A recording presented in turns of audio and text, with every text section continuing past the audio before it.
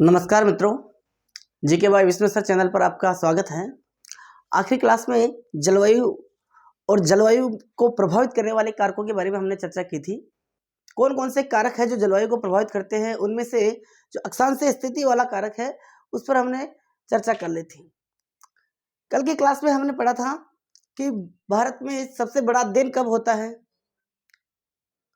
सबसे लंबी रात, सबसे गर्म दिन, सबसे छोटा दिन, और कौन से दिन और रात की अवधि बराबर होती है, और एक मैप के माध्यम से उस चीज को हमने समझा था। अब आज की क्लास में जो अगला जो दूसरा कारक है आपका समुद्र तल से दूरी, उस कारक को लेकर चर्चा करेंगे कि वहां से कौन सा क्वेश्चन अपने लिए इंपॉर्टेंट है और कौन सा क्वेश्चन बनता है। तो आज का जो कारक है या दूसरे नंबर का जो कारक है वो है समुद्र तल से दूरी। नंबर 2 दूसरे नंबर का कारक था समुद्र तल से दूरी। समुद्र तल से दूरी, ये जितने भी कारक आपने देखे जलवायु को प्रभावित करने वाले, इन कारकों में से हम केवल उसी कारकों की चर्चा करेंगे जहां से कोई क्वेश्चन अपने लिए बनता है और जो क्वेश्चन एग्जाम में आ सकता है। देखो 3 या 4 कारक ऐसे हैं जहां से क्वेश्चन बनते हैं और वो अपने को देखने ही देखने हैं। ठीक, तो उन कारकों में से तो हम जो भी क्वेश्चन बनता है विस्तार पूर्वक ही देखेंगे। ठीक है, इस चीज की आप चिंता न करें। तो देखो समुद्र तल से दूरी, यहां से क्या क्वेश्चन बनता है, तो यहां से अपने लिए क्वेश्चन बनता है कि अपने राजस्थान के सबसे निकटतम और सबसे दूर समुद्री भाग कौन सा है। इस चीज को मैं कुछ यूं समझा रहा हूं। देखो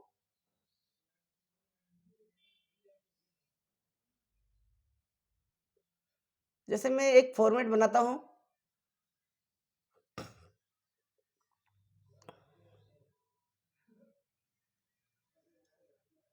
भारत के संदर्भ में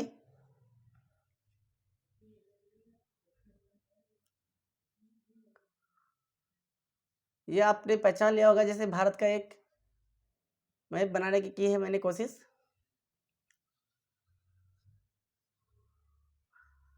अब इस मैप के जरिए अपने को ये पता चल जाएगा कि कौन कौन सा सागरीय भाग ऐसा है जो अपने भारत के निकटतम है और कौन कौन सा सागरीय भाग अपने भारत से दूर है, और बस यही अपने को याद रखना है। हाँ, अब देखो थोड़ा सा यहां से दूर चला गया, थोड़ा सही कर देता हूं इसको।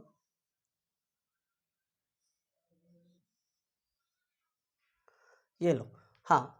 अब जैसे ये भारत है, भारत में राजस्थान कहाँ है, यहाँ पर आपका राजस्थान है। ये जो पोर्शन दिख रहा है, ये पोर्शन, ये वाला, यहां पर है आपकी कच्छ की खाड़ी। क्या है, कच्छ की खाड़ी। हाँ, यहां पर क्या है, कच्छ की खाड़ी है।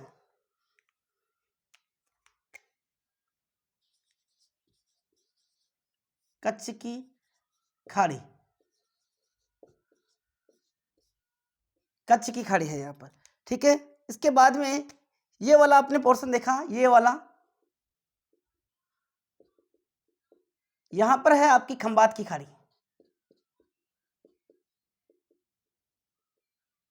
क्या है, खंबात की खाड़ी।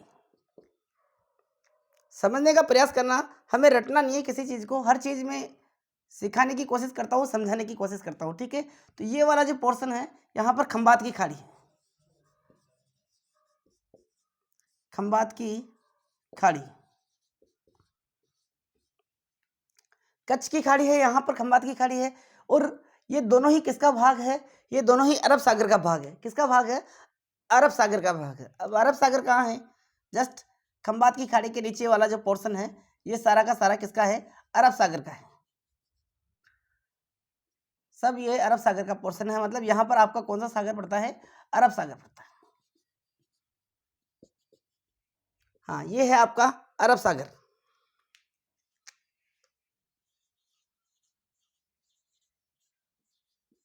अरब सागर।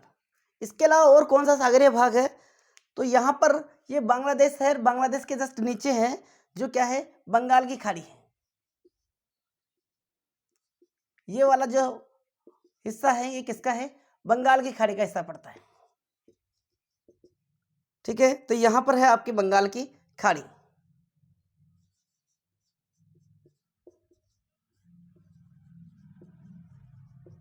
बंगाल की खाड़ी। अब देखो, अरब सागर और बंगाल की खाड़ी जस्ट भारत के नीचे हिंद महासागर है, हिंद महासागर के भाग माने जाते हैं। बंगाल की खाड़ी भी हिंद महासागर का है, अरब सागर भी हिंद महासागर का भाग। सॉरी मित्रों। हाँ, इसके अलावा देखो, कच्छ की खाड़ी और खंबात की खाड़ी, ये दोनों ही किसके भाग माने जाते हैं? अरब सागर के भाग माने जाते हैं। तो कहने का मतलब ये सारे ही क्या है? सागरीय भाग है। अब यहां से क्वेश्चन क्या आता है कि कौन सा भाग राजस्थान के सॉरी कौन सा सागरीय भाग राजस्थान से बिल्कुल निकट है और कौन सा सागरीय भाग राजस्थान से दूरी पर है? कैसे पता चलेगा? तो इनकी दूरी अपने को पता होनी चाहिए। यही क्वेश्चन आता है बस यहां से, और इस क्वेश्चन का विशेष आपको ध्यान रखना है। जैसे राजस्थान से ये जो कच्छ की खाड़ी है, इसकी कुल दूरी कितनी है? तो राजस्थान से कच्छ की खाड़ी की दूरी पड़ती है 225 किलोमीटर। राजस्थान से कच्छ की खाड़ी की दूरी कितनी है? 225 किलोमीटर। राजस्थान से खंबात की खाड़ी की दूरी कितनी पड़ती है? तो राजस्थान से खंबात की खाड़ी की दूरी पड़ती है 275 किलोमीटर। ये दूरी कितनी है? 275 किलोमीटर। और अब बचा आपका अरब सागर। तो राजस्थान से अरब सागर की यदि दूरी देखें तो राजस्थान से अरब सागर की दूरी 400 किलोमीटर पड़ती है। कितनी पड़ती है? 400 किलोमीटर। राजस्थान से कच्छ की खाड़ी की दूरी 225 किलोमीटर, खंबात की खाड़ी की दूरी 275 किलोमीटर और अरब सागर की दूरी कितनी है? 400 किलोमीटर। अब बचा आपका बंगाल की खाड़ी। तो राजस्थान से जो ये बंगाल की खाड़ी है, राजस्थान से बंगाल की खाड़ी की दूरी कितनी पड़ती है? 2900 किलोमीटर, 2900 किलोमीटर। ये चारों के चारों सागरीय भाग हैं और सागरीय भागों की इनकी जो दूरी है राजस्थान से वो कितनी कितनी पड़ती है आपने देख लिया। अब आप खुद इस नक्शे को देखकर ये अनुमान लगा सकते हो कि राजस्थान के सबसे निकटतम सागरीय भाग कौन सा है और राजस्थान से सर्वाधिक दूरी पर स्थित सागरीय भाग कौन सा है। अच्छी तरह से आपके समझ में आ जाएगा कि सबसे निकटतम सागरीय भाग कौन सा है राजस्थान से कच्छ की खाड़ी। राजस्थान से सबसे निकटतम स्थित सागरीय भाग है कच्छ की खाड़ी, जिसकी दूरी 225 किलोमीटर है। और अपने राजस्थान से सर्वाधिक दूरी पर है खंबात की बंगाल की खाड़ी। सर्वाधिक दूरी पर है बंगाल की खाड़ी, जिसकी दूरी है 2900 किलोमीटर। यदि अब क्वेश्चन आ जाता है कभी भी कि राजस्थान से कौन सा सागरीय भाग ऐसा है जो राजस्थान के बिल्कुल निकटतम है, तो ये चारों ही ऑप्शन में आ सकता है, कच्छ की खाड़ी, खंबात की खाड़ी, अरब सागर और बंगाल की खाड़ी। ऐसा क्वेश्चन यदि आता है तो अपन आराम से उसको कर ही सकते हैं कि सबसे निकटतम कौन सा है? कच्छ की खाड़ी। कौन सा सागरीय भाग राजस्थान से सबसे ज्यादा दूरी पर है? ऐसा भी क्वेश्चन आ जाए तो भी करेंगे आराम से। राजस्थान से सबसे दूरी पर कौन सा है? बंगाल की खाड़ी। तो ये चीज आपके समझ में आई होगी, आराम से स्क्रीनशॉट ले लो इसका। हाँ, अब अगला जो कारक बनता है आपका, अगला कारक है समुद्र तल से ऊंचाई। नेक्स्ट कारक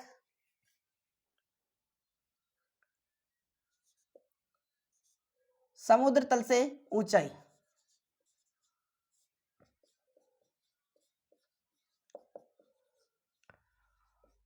समुद्र तल से ऊंचाई, यहां से कौन सा क्वेश्चन बनता है? तो देखो, यहां से ही एक अच्छा क्वेश्चन बनता है कि सबसे पहले तो अपने को यहां से ये बिंदु पता होना चाहिए कि देखो, अपने जो धरा है, अपनी भूमि है, ये धरातल है। इस धरातल से ऊंचाई पर जाने पर तापमान घटता है या बढ़ता है, और कितनी ऊंचाई पर जाने पर कितना तापमान घटता है या बढ़ता है। और ऐसा का ऐसा क्वेश्चन, इस जमीन से कितना अंदर जाने पर, कितना गहराई पर जाने पर तापमान घटता है या बढ़ता है। तो सबसे पहले तो ये चीज क्लियर करना है अपने को कि धरातल से ऊपर जाने पर तापमान घटता है या बढ़ता है। तो इस चीज का हमेशा ध्यान रखना कि जमीन से जैसे जैसे हम ऊपर चले जाते हैं, तापमान में गिरावट आती जाती है, तापमान घटता जाता है। और जैसे जैसे जमीन के अंदर गहराई में जाएंगे, तापमान बढ़ता जाता है। अब ये चीज क्लियर हो गई, धरातल से ऊंचाई पर जाने पर तापमान हमेशा घटता है और धरातल से गहराई में जाने पर तापमान हमेशा बढ़ता है। कितनी ऊंचाई पर जाने पर कितना तापमान घटता है? तो देखो, धरातल से 165 मीटर की ऊंचाई पर जाने पर 1 डिग्री तापमान घट जाता है। कितने ऊंचाई पर जाने पर? 165 मीटर की ऊंचाई पर जाने पर 1 डिग्री तापमान घट जाता है। और धरातल से 32 मीटर की गहराई पर जाने पर 1 डिग्री तापमान बढ़ जाता है। और यही क्वेश्चन आता है कि धरातल से कितना ऊंचा जाने पर कितना तापमान घट जाता है। तो देखो, इस चीज को भी मैं एक चित्र के माध्यम से बता देता हूं आपको। जैसे ये आपका धरातल है, ये क्या है आपका? धरातल। धरातल, ये आपका क्या है? धरातल। अब इस धरातल से कितना ऊपर जाने पर कितना डिग्री तापमान घटता है? तो धरातल से 165 मीटर की ऊंचाई पर जाने पर, 165 मीटर की ऊंचाई पर जाने पर कितना तापमान? 1 डिग्री तापमान क्या हो जाता है? घट जाता है। धरातल से 165 मीटर की ऊंचाई पर जाने पर 1 डिग्री तापमान क्या हो जाता है? घट जाता है। और इस धरातल से 32 मीटर की गहराई में जाने पर, कितनी गहरा? 32 मीटर। 32 मीटर की गहराई पर जाने पर 1 डिग्री तापमान बढ़ जाता है। और यही चीज अपने को ध्यान रखना है। धरातल से इतना ऊपर जाने पर इतना तापमान कम हो जाता है और इतना नीचे जाने पर इतना तापमान क्या हो जाता है? बढ़ जाता है। प्लस यानी बढ़ना, माइनस यानी घटना। इन दोनों ही जो कारक है, इन दोनों ही कारकों से ये दोनों ही क्वेश्चन मोस्टली यहां से बन जाते हैं। इसके बाद में अगले कारकों की बात करते हैं, लेकिन स्क्रीनशॉट लेना चाहो तो ले लो आप एक बार और। हाँ, अगला जो कारक है आपका वो धरातलीय स्थिति आती है। धरातलीय स्थिति से कोई क्वेश्चन नहीं बनता है, बस आपको ये पता रखना चाहिए कि वो जो कारक है वो भी जलवायु को प्रभावित करता है। क्योंकि राजस्थान में अलग अलग जगह पर अलग अलग धरातल पाया जाता है, अलग अलग मिट्टी पाई जाती है जो जलवायु को डायरेक्ट या इनडायरेक्ट रूप से प्रभावित करती है। जैसे हाड़ौती क्षेत्र में पठारी भूमि पाई जाती है, रेगिस्तान में रेतीली मिट्टी पाई जाती है, शेखावाटी में चूना मिश्रित मिट्टी पाई जाती है। अब इसमें से जैसे रेतीली मिट्टी जल्दी गर्म हो जाती है, तापमान को बढ़ा देती है, तो तापमान बढ़ेगा, एक भौगोलिक दशा है, जलवायु प्रभावित होगी। चूना मिश्रित मिट्टी बहुत तेज गर्म होती है, तेज गर्म होगी तो तेजी से तापमान बढ़ेगा, और तापमान या कोई भी भौगोलिक दशा में परिवर्तन होगा तो जलवायु बढ़ेगी ही बढ़ेगी, या जलवायु परिवर्तन होगी ही होगी। तो कुल मिलाकर ये जलवायु को प्रभावित करती है डायरेक्ट या इनडायरेक्ट रूप से। लेकिन वहां से अपने लिए कोई काम का क्वेश्चन नहीं बनता है। अब अगला जो कारक है अपना, जहां से क्वेश्चन बनता है वो है पवने। अगला कारक कौन सा है? पवने। पवने, और पवनों से एक बहुत अच्छा क्वेश्चन बनता है। यहां से आपको दो प्रकार की पवने पढ़नी है, एक है जल समीर और एक है स्थल समीर। जल समीर, सबसे पहले बात करते हैं हम जल समीर की।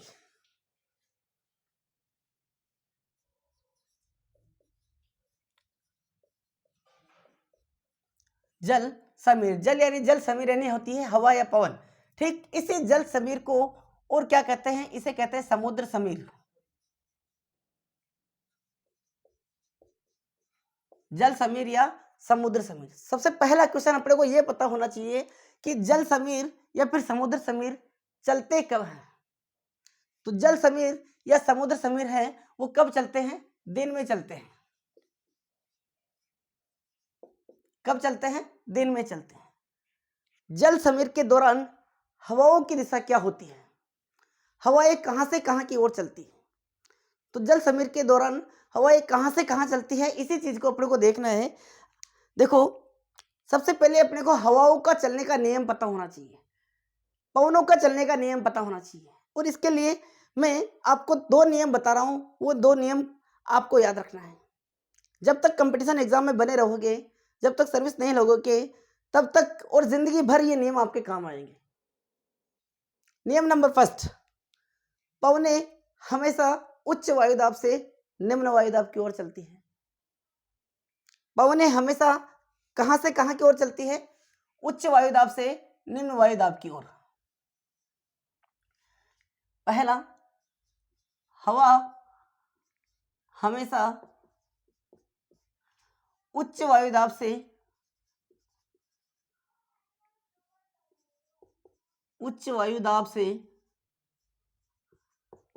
निम्न वायुदाब की ओर चलती है।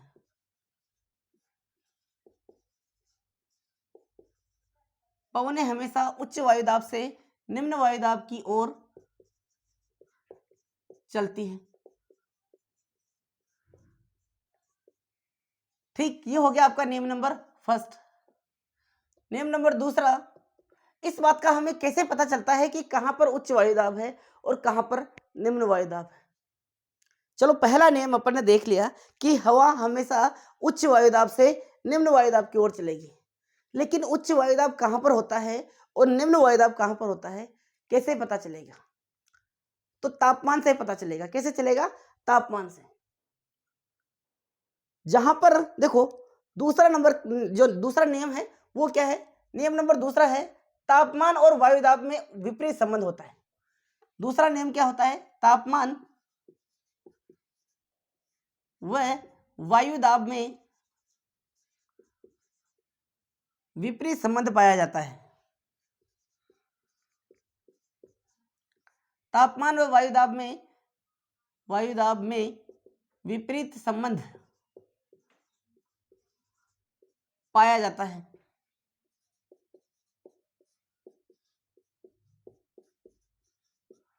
तापमान व वायुदाब में कैसा संबंध पाया जाता है? विपरीत संबंध पाया जाता है। ये दोनों ही नियम अपने को फॉलो करने हैं, दोनों ही नियम अपने को जानने हैं। बस इसके बाद में जल समीर क्या है, स्थल समीर क्या है, वो आपके समझ में आ जाएगा।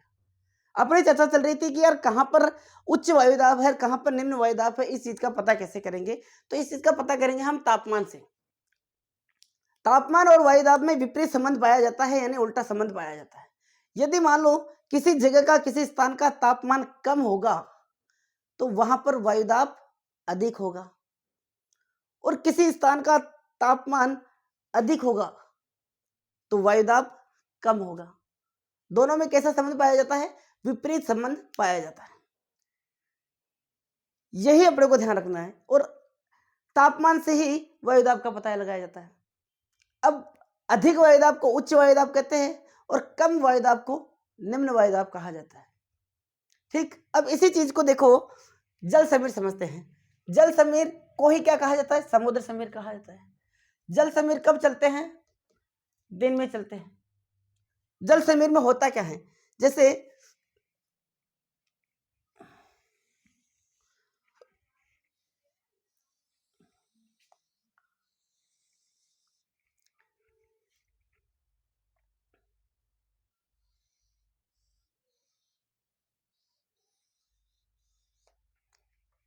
ये एक स्थलीय भाग है।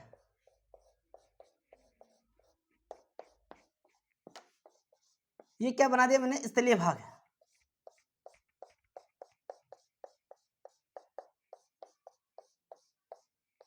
स्थलीय भाग है। और ये है जल राशि। इधर क्या है? जलीय भाग है।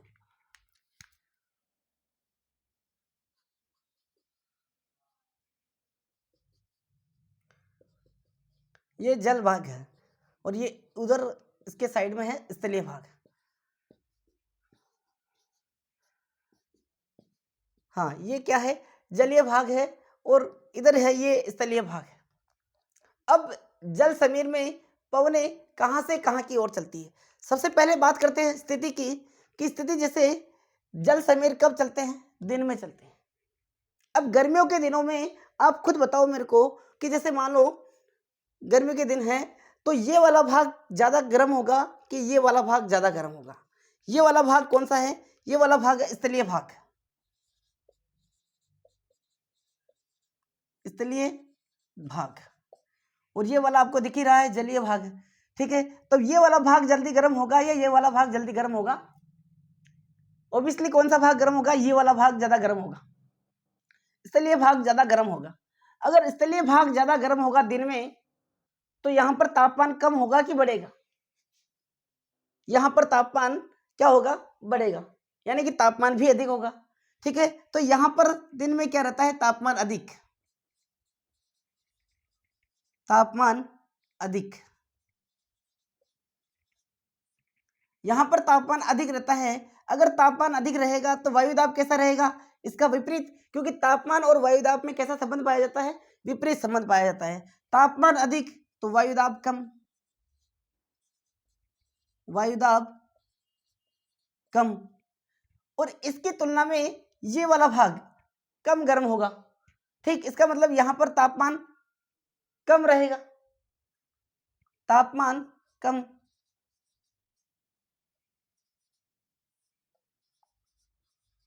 यहां पर तापमान कम, और यहां पर यदि तापमान कम रहेगा तो वायुदाब कैसा रहेगा, वायुदाब अधिक,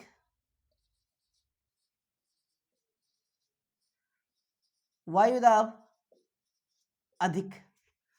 अब हवा के चलने का नियम अपने को पता है, अभी अपन ने देखा है कि हवाएं हमेशा उच्च वायुदाब से निम्न वायुदाब की ओर चलती है। अब आप खुद देखकर बता सकते हो कि हवाएं कहां से कहां चलेगी, स्थल से जल की ओर चलेगी कि जल से स्थल की ओर चलेगी, उच्च वायुदाब से निम्न वायुदाब की ओर, यानी कि अधिक वायुदाब से कम वायुदाब की ओर चलती है हवाएं। तो हवाएं जल समीर के दौरान हवा जल से स्थल की ओर चलेगी। हवा कैसे चलेगी, इस तरह से, ये सिंबल बन रहा हूं मैं तीर के हवा का।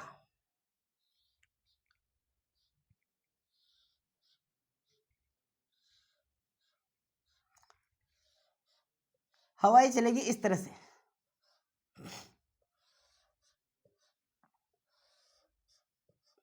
इस तरह से, मतलब जल से स्थल की ओर चलेगी। जल समीर के दौरान या समुद्र समीर के दौरान पवनों की दिशा होती है, ऐसा क्वेश्चन आता है। जल से जल की ओर, स्थल से स्थल की ओर, जल से जल स्थल की ओर, और स्थल से जल की ओर, ऐसे आपको ऑप्शन मिल जाएंगे। तो जल समीर के दौरान पवनों की जो दिशा होती है वो होती है जल से स्थल की ओर।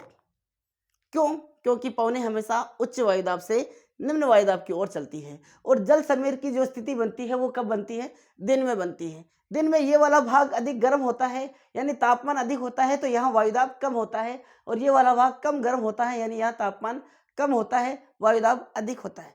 और पवनें अधिक वायुदाब से कम वायुदाब, उच्च वायुदाब से निम्न वायुदाब की ओर ही चलती है। यह है जल समीर। अब इसका अपोजिट हो जाता है स्थल समीर। एक और याद रखना है आपको, स्थल समीर।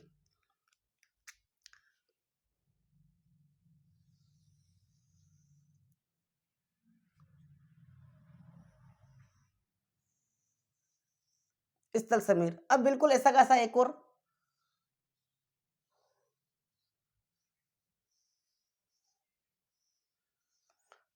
ये बना दिया मैंने स्थलीय भाग,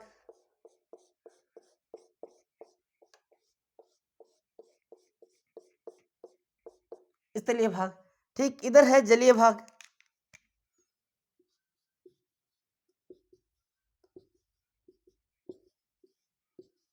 ये जलीय भाग है, और वो है स्थलीय भाग।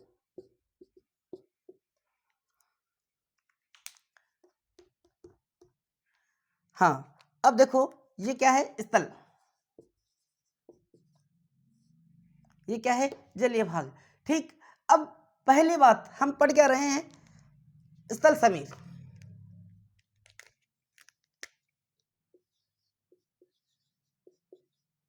स्थल समीर, स्थल समीर कब चलते हैं, रात में चलते हैं। पहली चीज तो आपको ये ध्यान रखना है, स्थल समीर कब चलते हैं, रात में चलते हैं। और जल समीर कब चलते हैं, दिन में चलते हैं। स्थल समीर रात में चलते हैं। रात में स्थिति क्या हो जाती है, उल्टी हो जाती है। रात में ये वाला भाग अधिक गर्म हो जाता है, जलीय भाग अधिक गर्म हो जाता है। अब जलीय भाग अधिक गर्म हो जाता है तो यहां तापमान अधिक हो जाता है, तापमान अधिक। और यहां यदि तापमान अधिक हो जाता है रात में तो वायुदाब कैसा रहेगा, वायुदाब कम। तापमान और वायुदाब में कैसा संबंध हो जाता होता है, विपरीत संबंध होता है। तो तापमान अधिक होगा तो वायुदाब ऑटोमेटिकली कम होगा। ठीक है, और यहां पर स्थलीय भाग में तापमान कम रहता है रात में, तापमान कम, और यदि यहाँ तापमान कम रहता है तो यहाँ वायुदाब कैसा रहेगा? अधिक। वायुदाब अधिक। और पवनें हमेशा आपको पता है अधिक वायुदाब से कम वायुदाब की ओर, उच्च वायुदाब से निम्न वायुदाब की ओर चलती है। ठीक, तो स्थल समीर के दौरान पवनें स्थल से जल की ओर चलेगी। कहां से? पवनें इस तरह से चलेगी,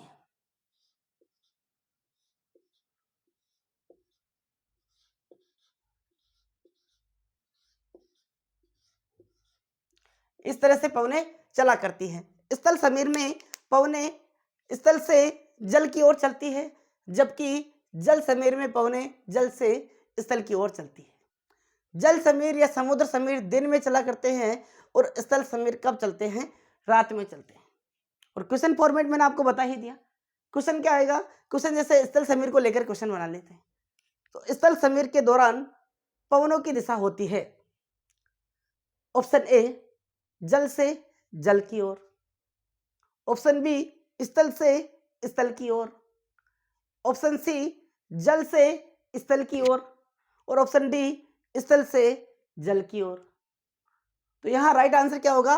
स्थल से जल की ओर।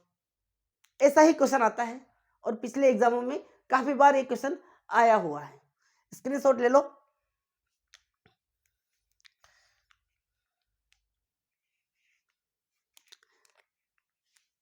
ठीक है, आशा करता हूं दोस्तों आज की क्लास में इन 2-3 बिंदुओं पर जो बात की है यहां से क्वेश्चन आपके समझ में आया होगा। पवनें और समुद्र तल से दूरी, समुद्र तल से ऊंचाई। मैं आपको बार बार कहता हूं कि किसी भी चीज को रटना नहीं है। अपने को रटने से काम कभी चलता ही नहीं है। अपने को चीजों को सीखना होता है, समझना होता है और इन चित्रों के माध्यम से ये चीजें आपकी अच्छी तरह से समझ में आई होगी। और ज्योग्राफी का तो नियम ही ये है, जितनी अच्छी तरह से चीजों को सीखेंगे उतना ही वो चीजें लंबे समय तक अपने को याद रहेगी। क्योंकि रटते हैं तो हम वापस भूल जाते हैं। और अब हम इस लेवल में नहीं है, बच्चे नहीं है, छोटे बच्चे नहीं है कि किसी चीज को रट कर याद करें। अब अपने को क्या है? अपने को सीखना ही पड़ेगा, चीजें समझनी ही पड़ेगी कि यार ये होता कैसे है। और विश्वास करो मेरी कोशिश यही रहती है कि मैं आपको सिखाऊंगा। ज्योग्राफी को रटाऊंगा नहीं, आपको क्या करूंगा? सिखाऊंगा। और ज्योग्राफी की पूरी क्लासें आपको इसी चैनल के माध्यम से फ्री ऑफ कॉस्ट मिल जाएगी।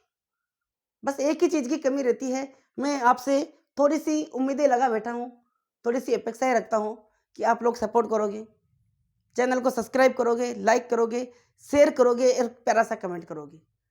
लगभग अब तो मैं सभी क्लासों में कहने लगा हूं, लेकिन मेरे को इसका जो प्रतिफल है वो नजर नहीं आ रहा अब तक। और इसी का नतीजा है कि कहीं ना कहीं मैं थोड़ा थोड़ा डिमोटिवेट हो रहा हूं। मैं तो आपको मोटिवेट करने की कोशिश करता हूं, आपको हर वो चीज अवेलेबल करवाने की कोशिश कर रहा हूं, हर कंटेंट आपको बेटर से बेटर दे रहा हूं और पढ़ने के लिए भी बार बार आपसे आग्रह कर रहा हूं, कह रहा हूं कि भर्तियां बहुत सारी आ गई है, अब तैयारी में लग जाओ। लेकिन आप लोग से मैं डिमोटिवेट हो रहा हूं क्योंकि आप खुलकर सपोर्ट नहीं कर रहे हो। और ऐसे करोगे तो कैसे काम चलेगा? मैं किस चीज को देखकर थोड़ा अपने आप में प्रोत्साहन लाऊं कि हाँ बच्चे क्लासें देख रहे हैं, कमेंट भी कर रहे हैं, प्यारा सा सब्सक्राइब भी कर रहे हैं। यही तो चाहिए। और ऐसा तो है ही नहीं चलो मैं कोई बहुत बड़ी बात कह रहा हूं आपसे कि यार आप चैनल को सब्सक्राइब करोगे और सब्सक्राइब करते ही आपके अकाउंट से पैसे कट जाएंगे, आपके मैसेज आ जाएगा मोबाइल में कि आपके अकाउंट से 50 रुपये काटे गए। ऐसा क्या होगा? क्या बताओ? सब्सक्राइब का कोई पैसा लगता है क्या? नहीं लगता है। लाइक का लगता है क्या? नहीं लगता है। कमेंट का लगता है क्या? नहीं लगता है। तो फिर क्यों भूल जाते हो बार बार इस चीज को? बाकी ज्योग्राफी कंप्लीट कराने की जिम्मेदारी मेरी है, समझाने की जिम्मेदारी मेरी है। आप बस इतना सा करना कि यदि एक क्लास में आपके समझ में नहीं आ रहा तो उसी क्लास को रिपीट करके वापस देख लेना। मैं कह रहा हूं कंफर्म आपके दिमाग में बैठ जाएगा, क्लियर हो जाएगा। अच्छा दोस्तों आज के लिए इतना ही, मिलते हैं नेक्स्ट क्लास में। जय हिंद।